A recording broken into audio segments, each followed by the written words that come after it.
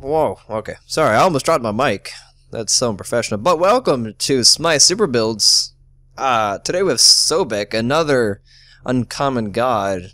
I can sort of see why Sobek's been kind of overshadowed by Gab and Kumakarna. But besides the fact, let's go on with the items, actually actives.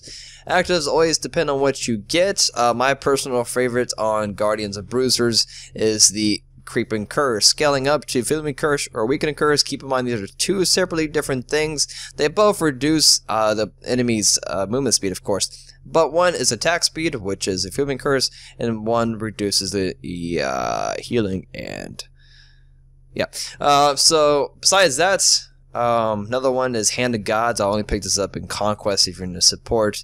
If you're not in support, you know, duo lane, you are lost. But Hand of Gods is the way to go to help your teammates out there. Also, I have Providence, but you may want to buy Warts instead. It's really up to you. But moving on. As far as boots, if I'm not going against a team that has a lot of CCs, I typically just go Shoes of Focus for my tanks. Adds that little bit more kick of a power, but I mainly get it for the cooldown reduction, so I can use my abilities more so often. And it helps out Sobek because if you're not like a really good Sobek and not used to Sobek, which I'm not, I pick up and drop off Sobek every now and then. So having cooldown reduction is going to allow you to use your charging prey, you know, your pancake flipper, more often. Because as you can see, with the cooldown reduction that we do have just our boots, it's 12.7 seconds, and so you have to make it count. If not, you have to sit out for until it comes back up. But if I was to fight an entire team that had a lot of CCs, I would pick up the Reinforced Grease because of the passive 30% reduction to all CC durations. So that's my logic behind that. Next, I pick a Sovereignty. It's a really great tank item. I would recommend just getting early to get out of the way. Also, if you do not know, the aura does affect you. So yes, you get additional 20 points towards physical and magical protection on top of your 65 physical protection you already have. So it gives you both magical and physical right away, and it helps out with your HP. Moving on, I almost could not speak there. But moving along, Voidstone, I've been picking this up more so often on my tanks because, you know, a little bit more power also helps. The aura effects definitely helps your teammates as long as you have mages. Now, if you don't have any mages on your team, I probably would avoid picking this up. I mean, you can still pick it up, but you'll get no effect of the aura besides your own self. It acts as penetration for your own self. So you get great use out of this when you use your ulti and you're just, you know, you're in your swampland going over people. You get that, you know, Voidstone effect on them.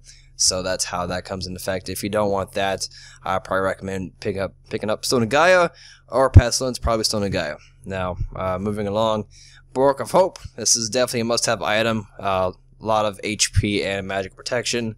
Also for this build, I tend to be going more HP. You'll see why later. Mystical Mail. I like this. Now, it's really up to you if you want Mystical Mail. Mid to late game, it's not that effective. There's some cases where it can get that last kill.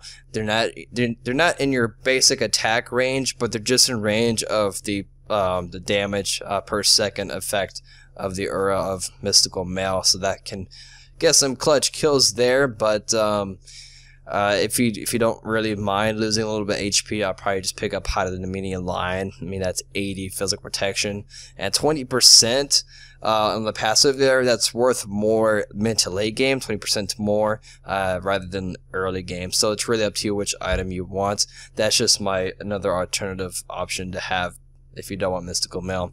Now finally, I tend to get Ethereal Staff as my last item on tanks because you're still going to be tanky with this item because of the crazy amount of HP. But since we have a lot of HP in every single build, or item rather, except Voidstone, we're going to have a lot of power. Not a lot, but we're having a nice boost in power from the Ethereal Staff due to the passive. Now, as you can see here, our HP bar looks ridiculous. We have 3,860 HP. That's a lot. 197 power. That's quite a bit for a tank. 224 physical defense and 178 magical. defense. Now, adjust accordingly if you fight more physicals, more magical. Like I said before, if you're fighting more magical, I would probably ditch out Mystical Mail and pick up Stone and Gaia. If I'm fighting more physicals, I'll probably ditch out Void Stone and pick up something like the Lion right there. Right there. So, moving along. Now, another reason why we can get away by building a little bit of hybrid on Sobek is his passive. Now, after 3 basic attacks, we have the stack on us, which grants us 15 additional protections for both physical and magical. As you can see on the bottom left, our power defense went up and it just dropped. It's a passive right here.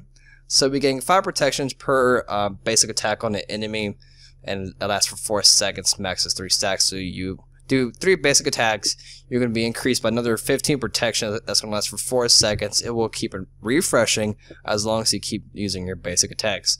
So let's say you're in the middle of the arena map, take a few swings at some minions, and then charge in, and then start making your your initiation there. So that's gonna kind of wrap it up for the video. Before I do that, this is the numerical values. As you can see, his ulti does hit rather hard. 950 plus 157, that's quite a bit of damage right there. So as you can see, we can help out the team by doing damage on top of tanking. So that's gonna wrap it up for the video. Thanks for watching. I'll see you guys next time. Peace.